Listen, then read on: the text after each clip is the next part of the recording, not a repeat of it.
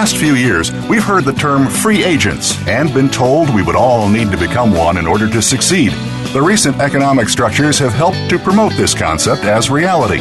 Where do we get the tools to take control of our career path in the present and future? Welcome to the Career Confidante with your host, Marie Zimenoff. Marie and her guest experts are here to provide you with the tools you need to move forward and achieve your career goals. Now, here is Marie Zimenoff. Welcome to the Career Confidante, and thank you for joining us here today. In this show, we talk about tools, resources that you need to take control of your own career, to grow your career, to advance in your career, or perhaps to launch out on your own, whether that's a business, a full-time business, or launching that all and growing side gig. So we're happy to have you here today. We're going to be talking about another topic that will help you advance your career. And today we're going to be talking about generations. The generations topic is still rampantly discussed throughout the common media, the popular media, and really it causes some distrust, angst. I even, heard people talking about it causing anxiety in people when they think or talk about others in different generations, which is interesting. We think about all of the ways that we classify people, all of the ways that we stereotype people, if you will, discriminate against people. And generations walks around all of those other types of boundaries, all of those other types of bias. And no matter who you are or how great you think you've done at addressing other types of bias in your life, my guess is that there's still some of these generational things that catch you because they're so prevalent out there and there are so many people talking about them. Interestingly, about 2 years ago, I started to see articles talking about, move over millennials. There's a new group in the world, and maybe kind of hoping that the articles would start to center on this new group instead of on millennials. And that really hasn't happened. We're still talking about millennials. And I want to talk about why that is. I want to talk about what these generations are.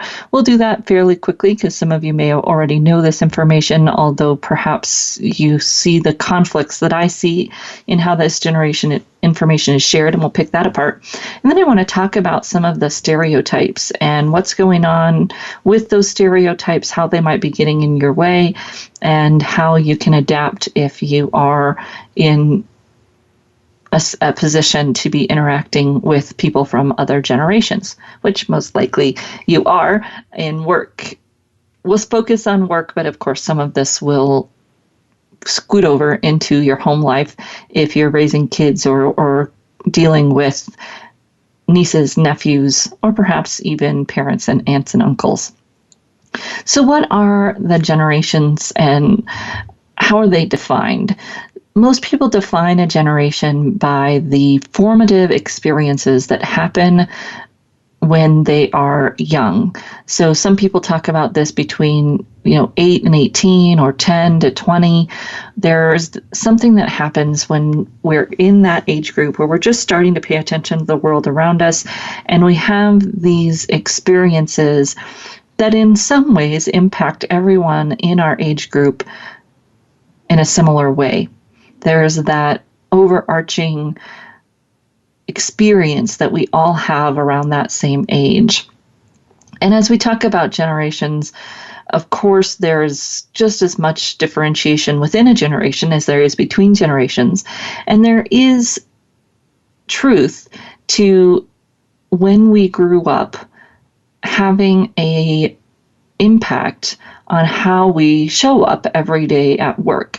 So when we're thinking about how we work and how we interact with others at work, that is going to be formed by these types of experiences.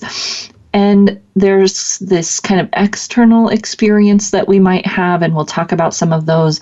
There's also the interaction with technology that is a huge differentiator between these generations, and the way that they interact with each other, the way they communicate and prefer to communicate with each other. So when we think about the generations, we start with our maturists, traditionalists, silent generation, who was born before 1945.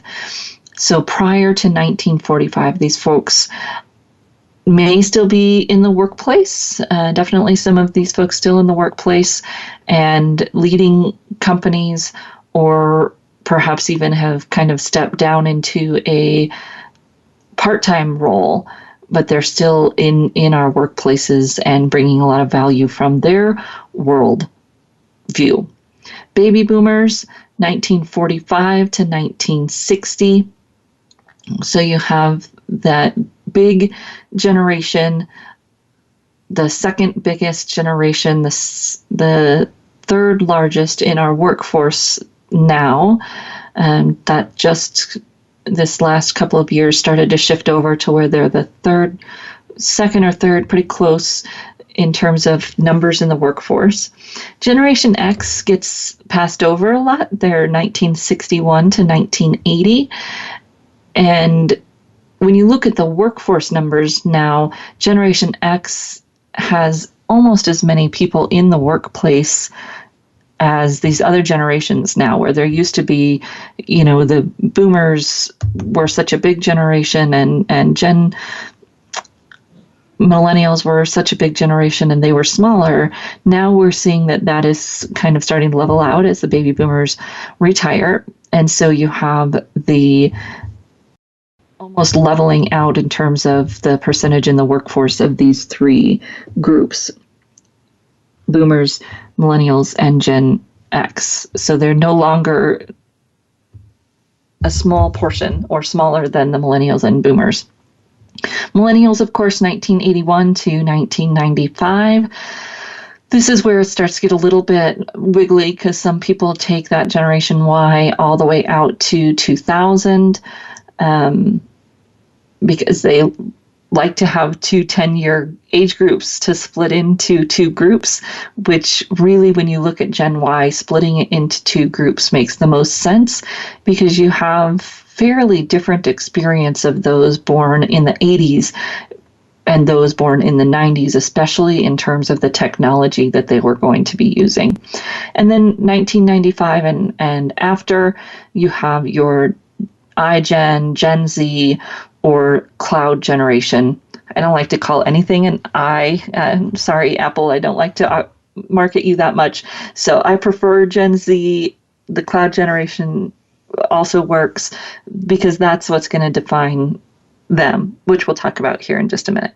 So you have these 5 generations, and in some rare cases, you can have all 5 of these generations in the workplace.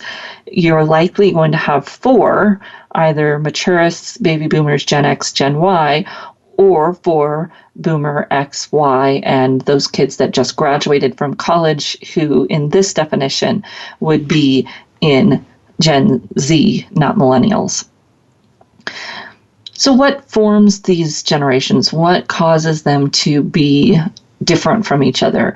One of them is going to be those formative experiences. So for the maturists, of course, you have the Second World War. They were just starting to kind of come into themselves in terms of being able to interact with the outer world when that was closing up. There's very fixed gender roles. They had kind of clearly defined gender roles and they experienced gender in a very clear blue and pink kind of way. Boomers, you had the Cold War, Vietnam, some of those, well, I guess they put Vietnam in the Gen X, but you have these ideas of the Apollo moon landings, Woodstock. Our boomers are kind of a mix, I find, in terms of that family oriented, and then also the flower children, and some of them experienced that Woodstock culture much more strongly than the family oriented youth culture that you see other places talk about. So, of course, we've got some variation there in the boomers, but those are the formative experiences there. Cold War, Woodstock, Apollo moon landings. Generation X, end of the Cold War, fall of the Berlin Wall, Live Aid, as you're circling back around to go watch the Bohemian Rhapsody movie. That was definitely a Gen X movement, right? Early mobile technology, but not into technology with the smartphone. The smartphone came along when they were older, in their late 20s or 30s, right? Generation Y, 9/11 here in the US, definitely. Social media, so especially Facebook, MySpace, and dealing with kind of that Google of the world, the invasion of Google in terms of our experience with the internet. And then your Generation Z, of course, they're just coming up, so we don't quite know what all of their formative experiences are. I do see Generation Z being different than Generation Y because of the economic downturn and where they were when that was experienced, more being in their home versus Gen Y experiencing the downturn more as young professionals trying to get into the workplace. There's a big difference there. It's one of the reasons I like the definition ending at 1995 instead of 2000. So when we look at these people in the workplace, as I said, you've got about a third when you look across boomers, Gen X, Gen Y, about a percentage of the workforce. And that's causing a lot of clashes in our workforce, especially between the boomers and Gen Y, which is interesting because boomers, for the most part, raised Gen Y. And yet we're seeing some large clashes there in communication styles. Why is that? And how do you navigate that, no matter what generation you're from, when there is this kind of clash and issues with communication?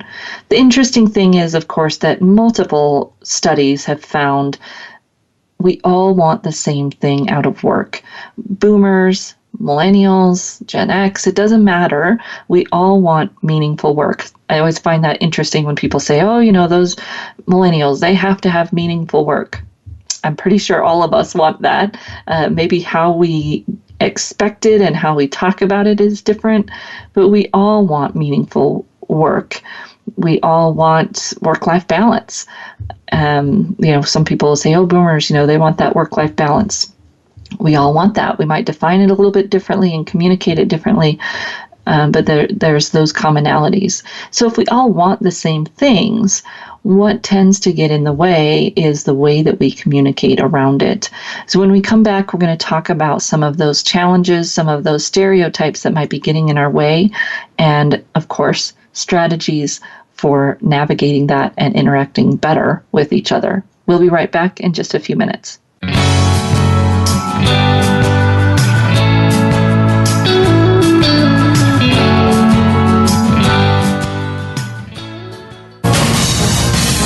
Voice America Business Network, the bottom line in business. You know that the career landscape has changed and that you need to be proactive about managing your career. You can have the foresight, skills, and confidence you need to take charge of your career and seize opportunities. A strategic advantage and career expert, Marie Zimenoff has helped thousands of leaders like you get focused, get found, and get hired. Visit getcareersmart.com to find out more. That's getcareersmart.com or call 800-521-2080 to schedule your complimentary consultation. You hear about it all the time. Compromises, destructive malware, major breaches. You can't turn on the news without hearing about the latest cyber event. Learn more about cybersecurity, how it has become one of the most significant threats to our national security, and the battle experts undergo every day on your behalf to protect you, your families, and your data.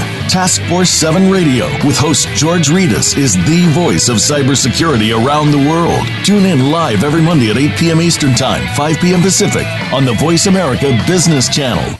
follow us on Twitter at VoiceAmericaTRN. Get the lowdown on guests, new shows, and your favorites. That's VoiceAmericaTRN. From the boardroom to you, Voice America Business Network.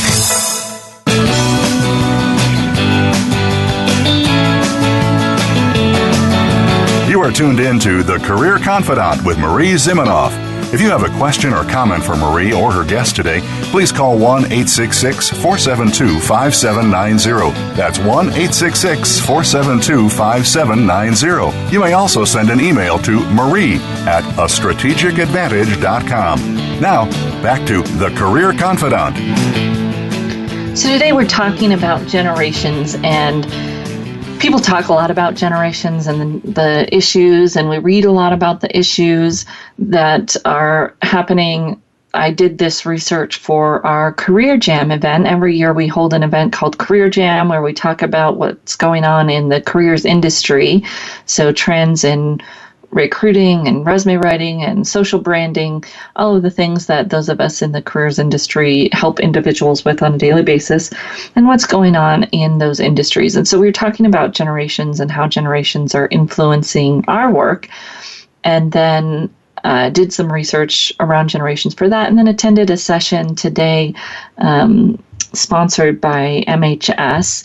They're an emotional intelligence product assessment provider, and they were talking about the differences in emotional intelligence in generations.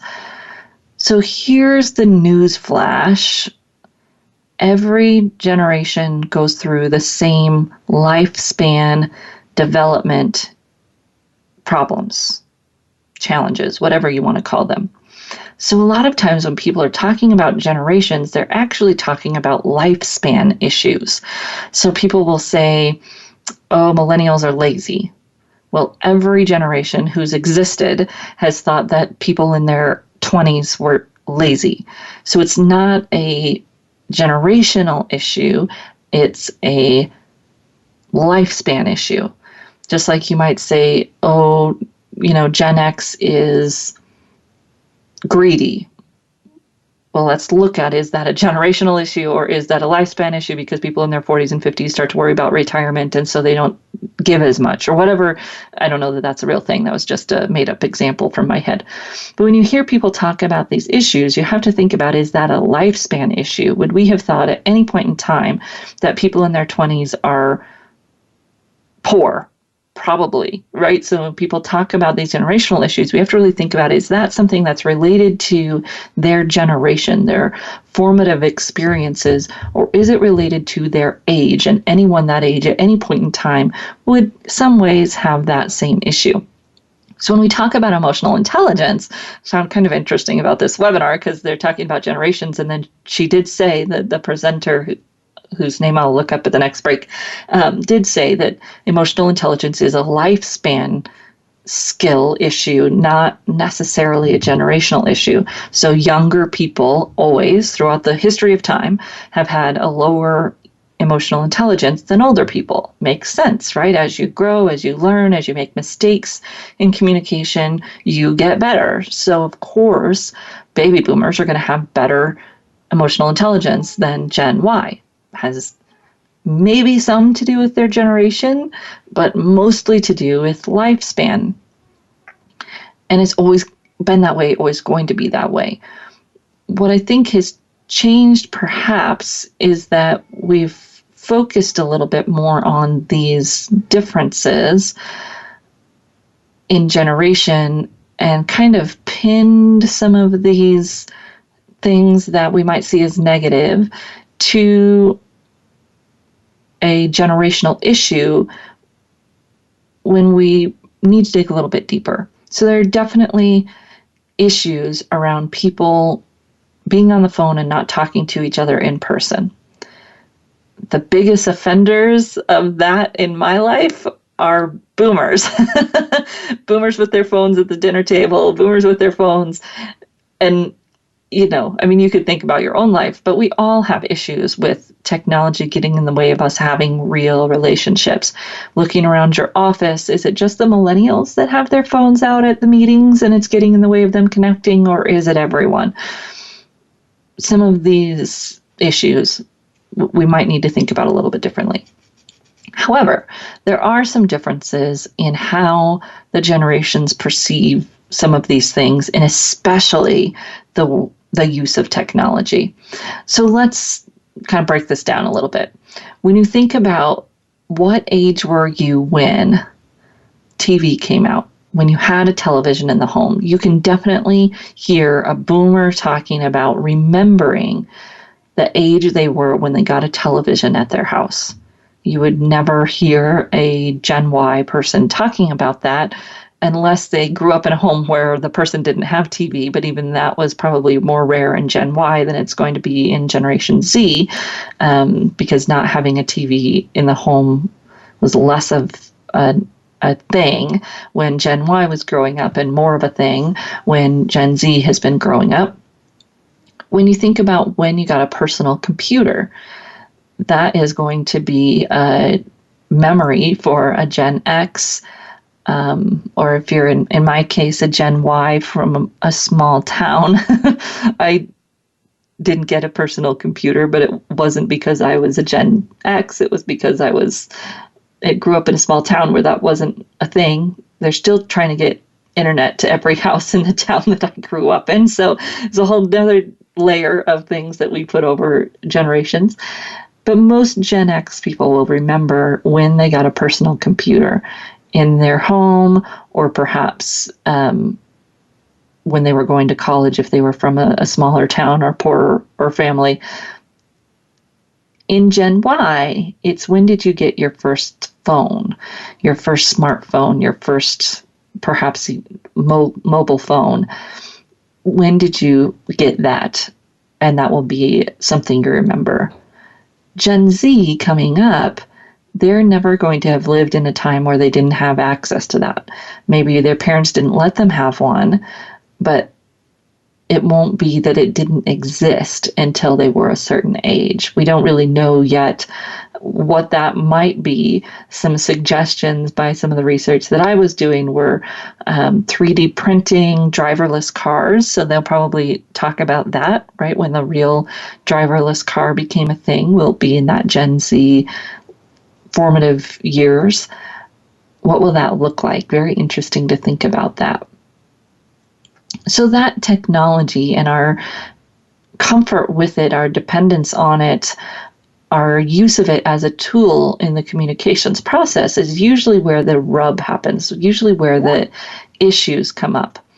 And I'd have to say that as a millennial, I am guilty of this and working on it, that when a boomer calls me, I tend to email them back, which is actually a Gen X thing. Gen X loves email.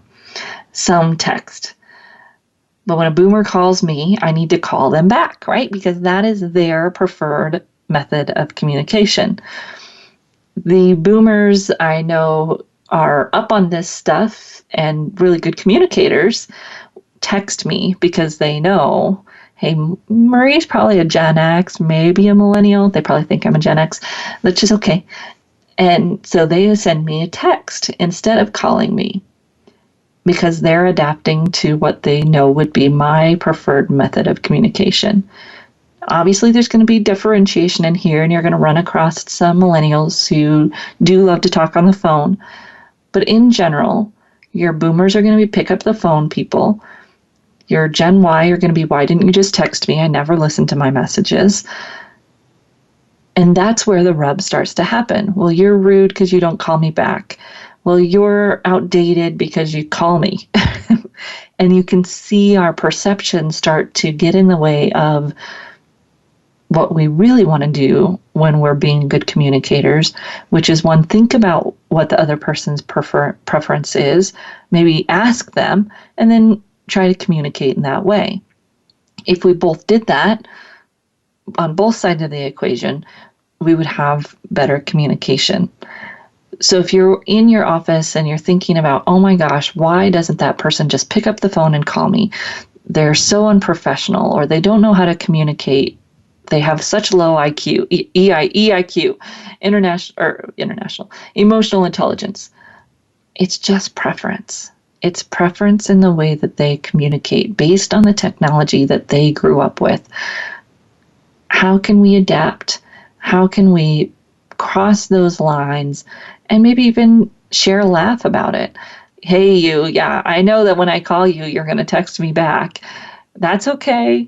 I'm going to leave you a message anyways. By the way, if you leave me a message, it goes straight to text and I read it. And if the text is messed up, then I might listen to it.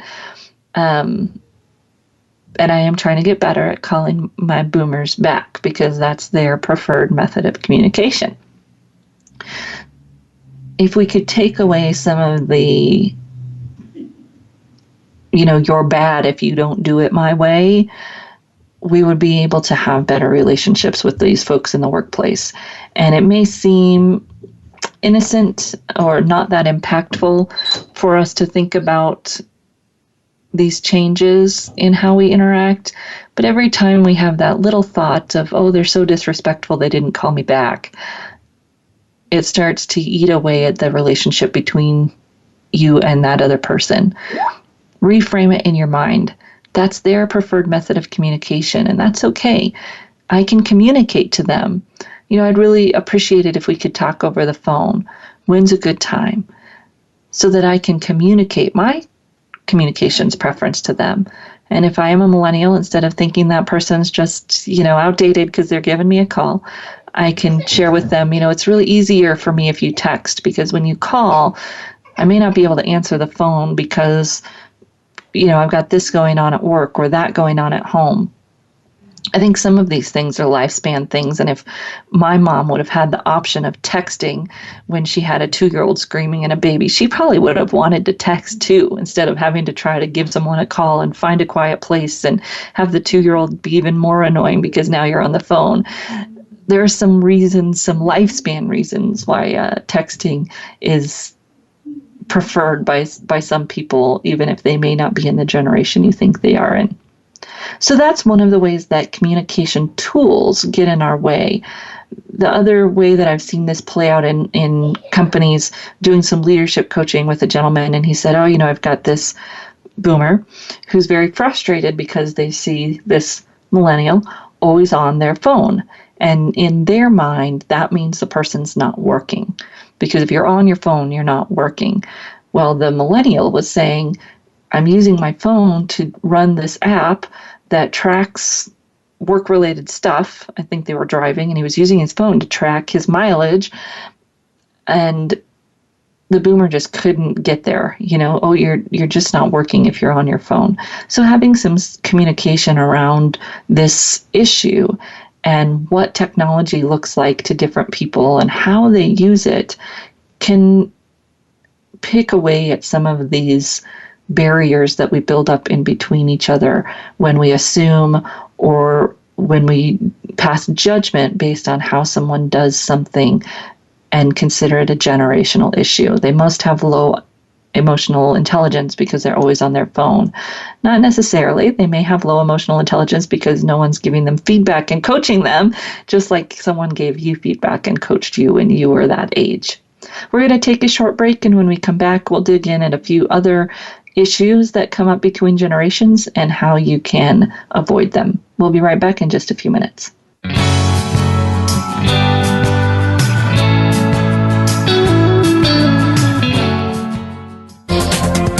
The business community's first choice in Internet Talk Radio. Voice America Business Network. You know that the career landscape has changed and that you need to be proactive about managing your career. You can have the foresight, skills, and confidence you need to take charge of your career and seize opportunities. A strategic advantage and career expert, Marie Zimenoff has helped thousands of leaders like you get focused, get found, and get hired. Visit getcareersmart.com to find out more. That's getcareersmart.com or call 800-521-2080 to schedule your complimentary consultation. Today we live in a truly global environment. Business can more easily be conducted now in almost any part of the world. How do you, as a business owner or professional, navigate the ever-changing business landscape? Tune in to Leadership Beyond Borders with host Kimberly J. Lewis. With a worldwide resource of guests, you'll find out what opportunities and challenges surround diverse and virtual organizations. Listen live every Tuesday at 3 p.m. U.S. Pacific Time on the Voice America Business Channel. Have you tapped your full potential as a leader? Sometimes you have to go a little deeper and connect with your inner force. Join host Angela King as she invites you to discover something that already lies within you and helps you become a better leader. Your most important connection is the one you have with yourself. It's time to connect, ignite, and rise. It's time for Inner Force. Tune in live every Tuesday at 1 p.m. Pacific Time and 4 p.m. Eastern Time on the Voice America Business Channel. Think you've seen everything there is to see in online television? Let us surprise you. Visit voiceamerica.tv today for sports, health, business, and more on demand 24/7. Voice America Business Network, the bottom line in business.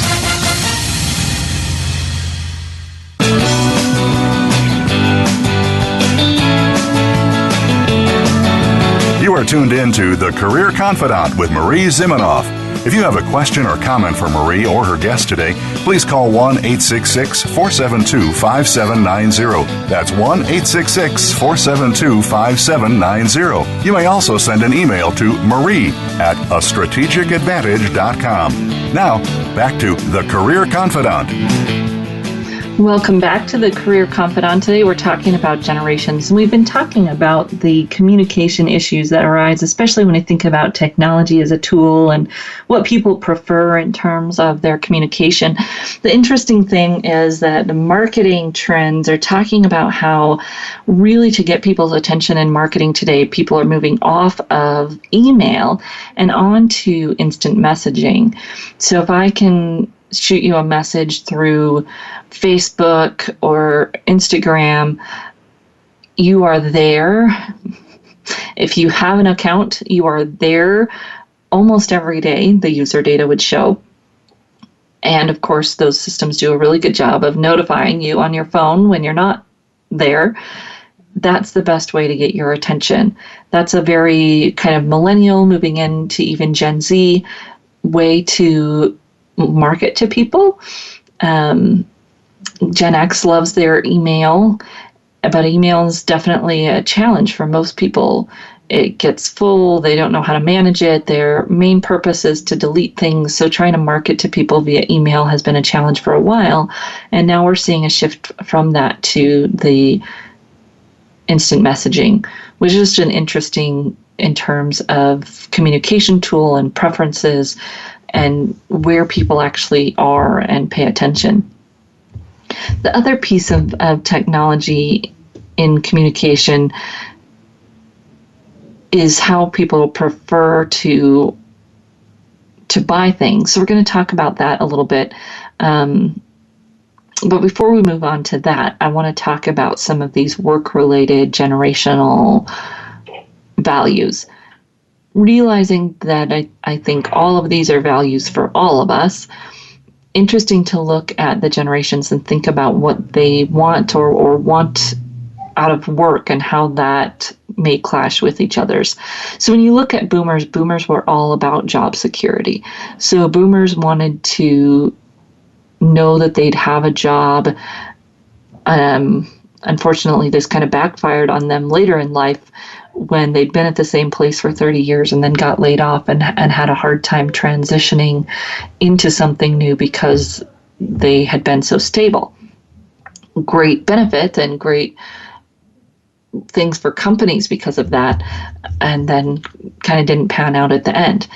Generation X being the latchkey kids, so boomers were hard working, the older boomers were hard at work, and for the most part, most of the Gen X folks that I know were latchkey kids, meaning that mom and dad weren't home after school, they were on their own, mom and dad were out there hard working, trying to build stability, and so our Gen X people became work-life balance advocates.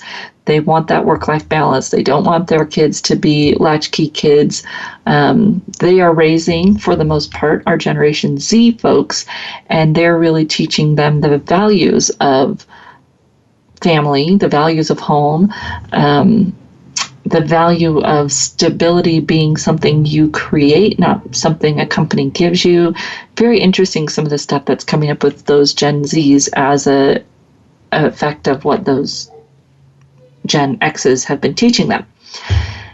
Your Generation Y wants that freedom and flexibility. So they saw their boomer parents work and work and work themselves to the bone, never be home, and what happened to them after they did all of that work? They just got laid off. So they tend to be a little bit more skeptical about the relationship between a company and an individual, more entrepreneurial and not as loyal, but there's some good reasons behind that, right?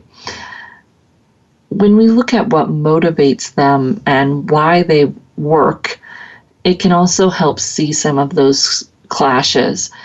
One of my clients having a conversation with his boss, and I would think that this client is probably a younger Generation X, but not necessarily a millennial, talking to their boss about advancement, and the boss was really pushing the money. You know, if you advance here, you can have this money.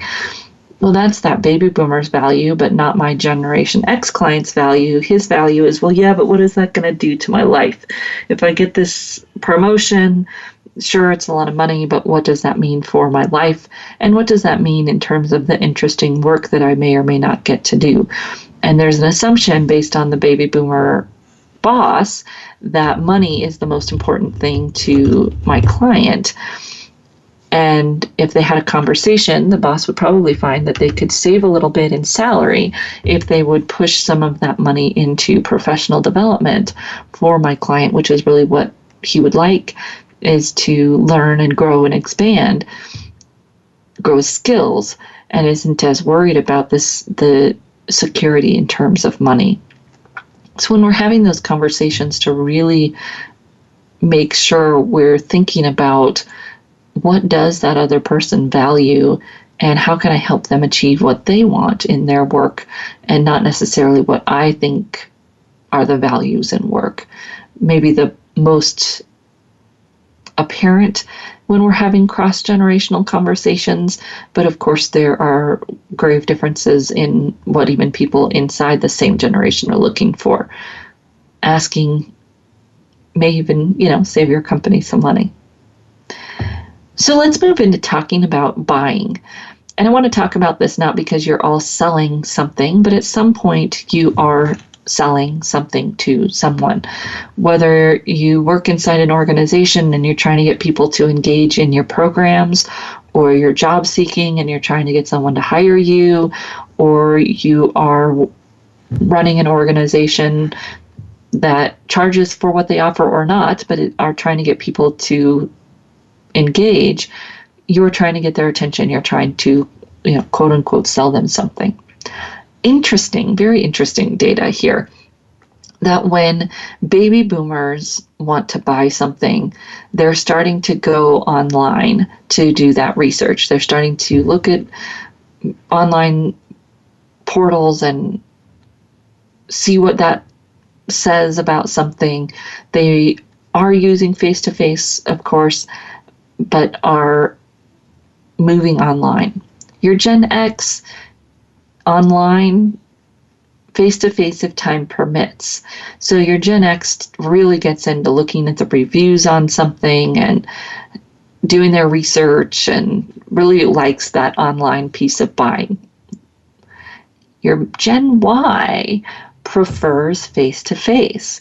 This is one of the biggest mistakes I see and hear organizations making about engaging millennials. Oh, they're all online. Yes, they are, and they want to connect face-to-face. They want that face-to-face connection. They know they need it to grow. They know they need it to be a better leader. They know they need it to engage better, and they want that face-to-face interaction.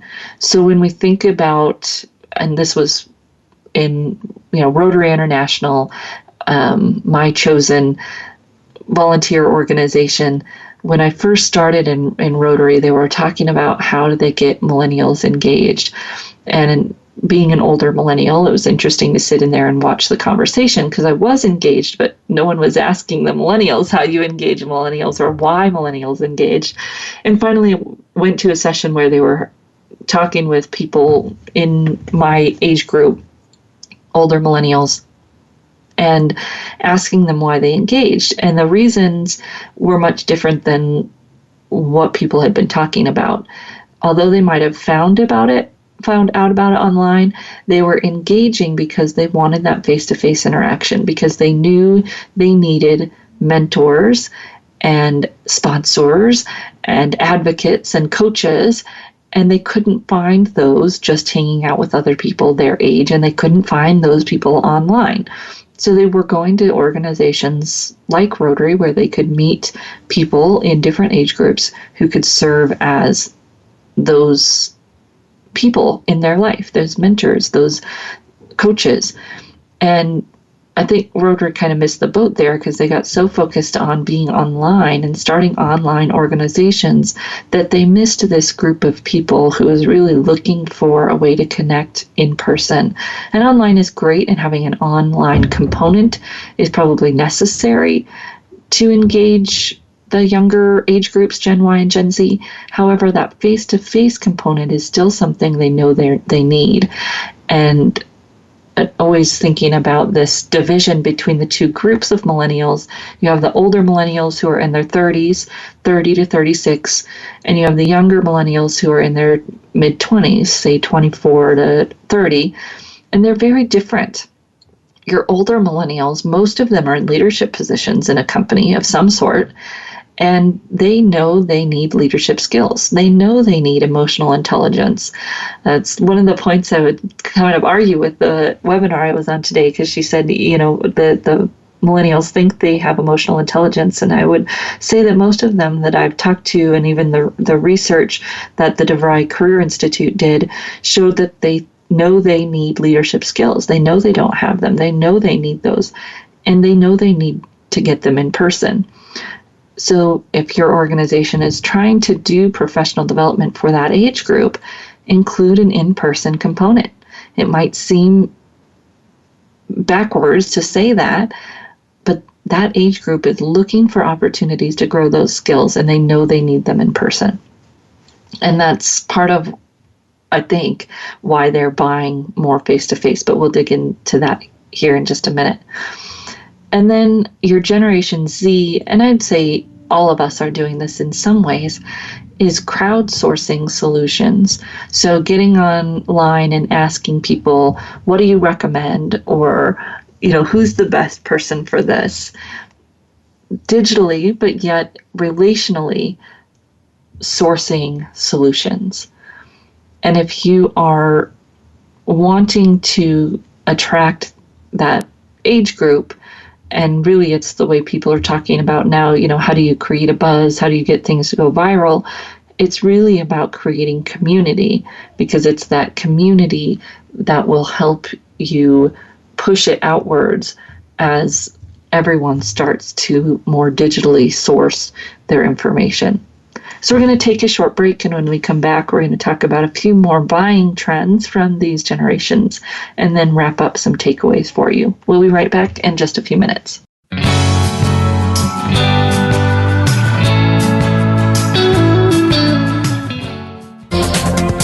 The business community's first choice in Internet Talk Radio. Voice America Business Network.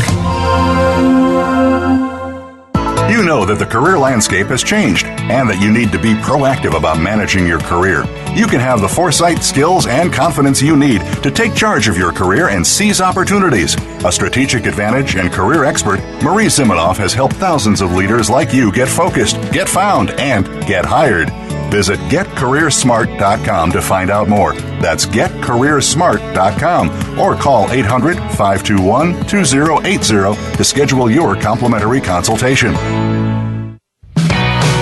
Many industries have been revolutionized by technology in the last decade. Books, music, TV, communications, and now it's happening to our money and the way we pay. Tune in to Breaking Banks with Brett King for a look at how technology and customer behavior will bring about more changes in banking in the next 10 years than in the last 200 years.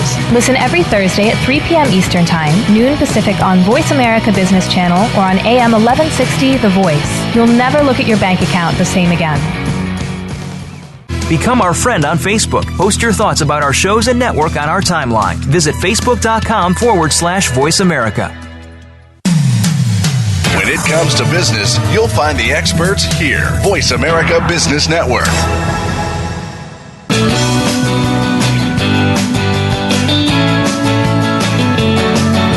You are tuned in to The Career Confidante with Marie Zimenoff.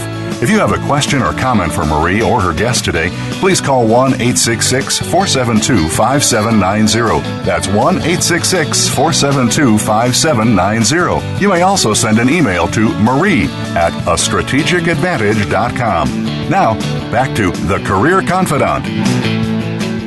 Welcome back to The Career Confidante. And today we've been talking about generations, kind of the definition, what they're expecting out of work, and then we've moved into how they buy, what they are looking for when they are deciding on a purchase. So this data is from Acosta, which does a research every year about the why behind the buy.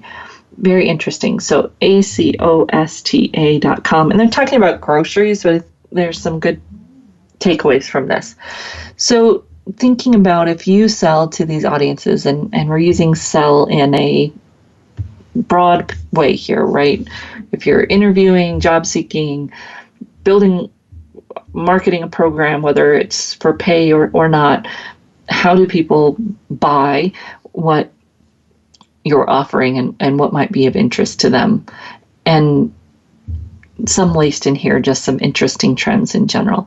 So your silent generation, and that those group of people that were born before 1945, sometimes called the maturest silent generation, 72-ish, 70 plus. And interesting that they have really that sense of value. And I can remember eating donuts with my grandparents, and they were in this generation, and them splitting the donut in half, right, because they had gone through the Depression. So they may have been one generation before this, but they would cut the donut in half because you knew that you didn't really need to eat that much, and you could save the rest for tomorrow. So that comes out of this group's either experience of the Depression or rationing. They're big on value. They have fixed incomes, of course. And if you read the AARP, I feel like AARP is not really marketing to this group anymore, perhaps because of the fixed income, and they're not as big of a group anymore, but they really wanted different things. So if you are in healthcare and you're marketing to that audience, a lot of it is about value and what am I getting for this fixed amount of income that I have to spend. Then we move into our boomers, of course, that bigger group, age 53 to 70-ish. They are big into downsizing. They are using more technology to purchase. And in some ways, that's kind of novel for them, so they might be using it more than you think they would be. They like locally sourced things, which is also interesting. How could you make what you do about being local if you're trying to attract that audience? And this group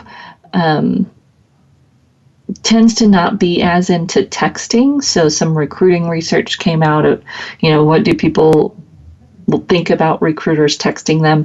This group is not as into that. The technology that they'll use would be more in social media. This group is big on Facebook, or in perhaps your messaging. Gen X right now is the has a lot to spend, right? They're 37 to 52, so they have good income. Maybe their kids are starting to go to college, get out of the house. Gen X is big on loyalty to brands.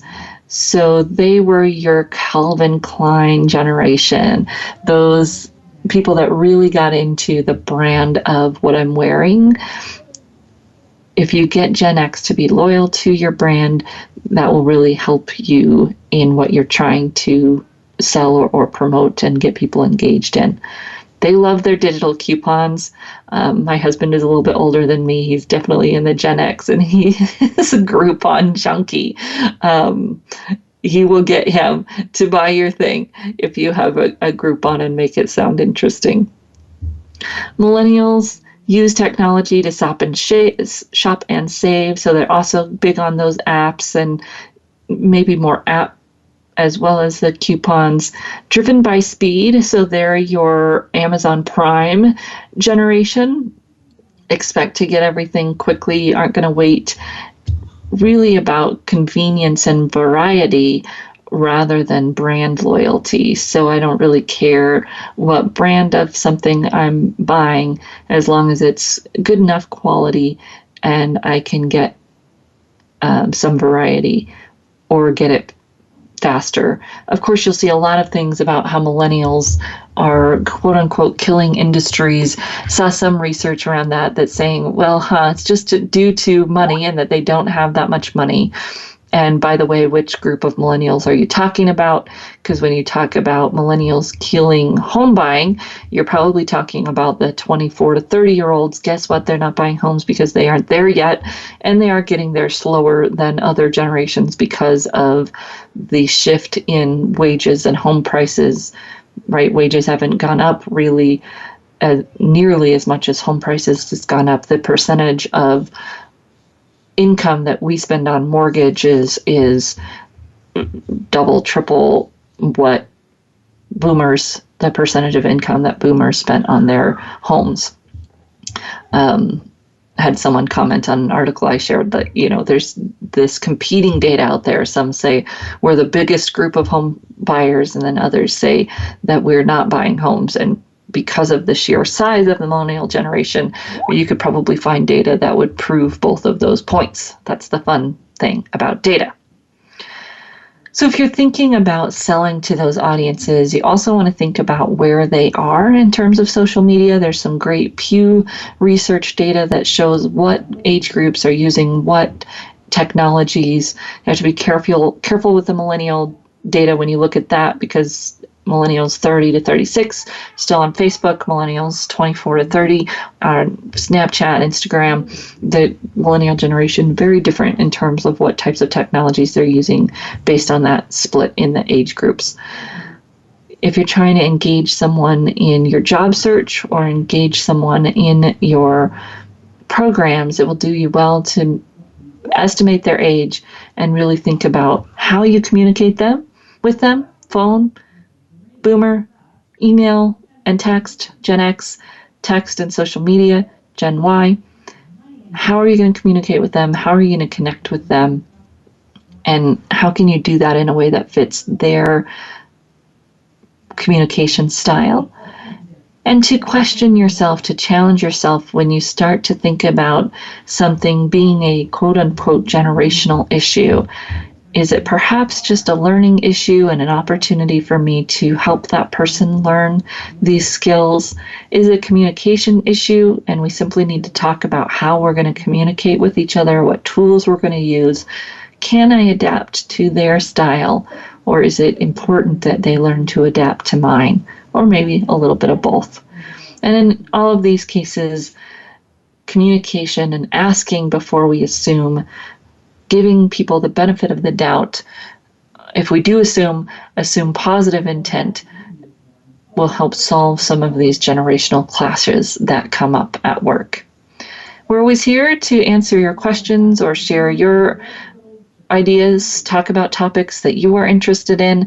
Please feel free to reach out to me at Marie, Marie, at careerthoughtleaders.com. And we look forward to seeing you right back here again next week on the Career Confidante.